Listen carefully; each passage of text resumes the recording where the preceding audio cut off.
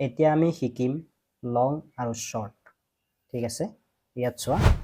ইয়াত মই লিখি থৈছো ইয়াত চোৱা লিখা আছে লং লং মানে হৈছে দীঘল আৰু শৰ্ট মানে হৈছে চুটি ঠিক আছে এতিয়া আমি কিতাপত চাম ইয়াত চোৱা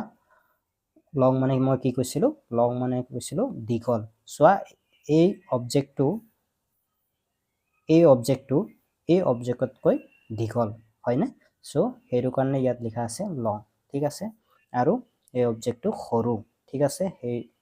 তাৰ কাৰণে ইয়াত লিখা আছে শৰ্ট ওকে সো ইয়াত কি লিখা আছে এতিয়া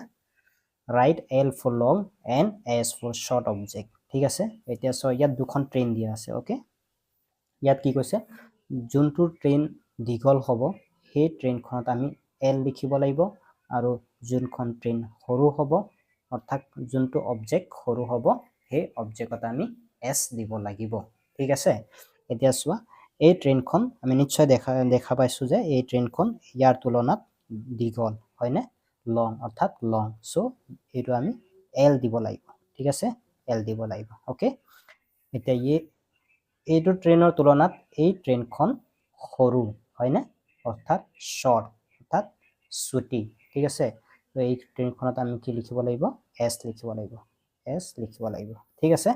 এতিয়া চোৱা ইয়াত আকৌ দুটা অবজেক্ট দিয়া আছে দুটা ব্ৰাছ দিয়া আছে এই ব্ৰাছৰ তুলনাত দীঘল হয়নে অৰ্থাৎ লং গতিকে আমি এই ব্ৰাছখনত আমি L দিব লাগিব আৰু এই ব্ৰাছত আমি S দিব লাগিব ঠিক আছে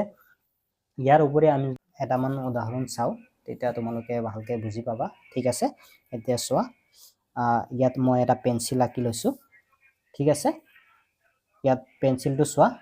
এই পেন্সিলটো ইয়াৰ তুলনাত নিশ্চয় চুটি হয়নে তোমালোকে দেখিবলৈ পাইছা এই পেন্সিলৰ তুলনাত চুটি ঠিক আছে গতিকে আমি এই পেন্সিলত মই চুটিৰ কাৰণে শৰ্ট অৰ্থাৎ শৰ্ট কি দিম S দিম আৰু এইটো লং অৰ্থাৎ মই দীঘল কাৰণে লং L দিম ঠিক আছে আই হোপ তোমালোকে এতিয়া এটো বুজি পাইছা চাগে লং আৰু শৰ্ট যদি বুজি পোৱা নাই তোমালোকে কমেন্ট কৰিবা বুজি পোৱা নাই বুলি ঠিক আছে আকৌ নিশ্চয় মই তোমালোকক বুজাবৰ কাৰণে ট্ৰাই কৰিম ঠিক আছে থ্যাংক ইউ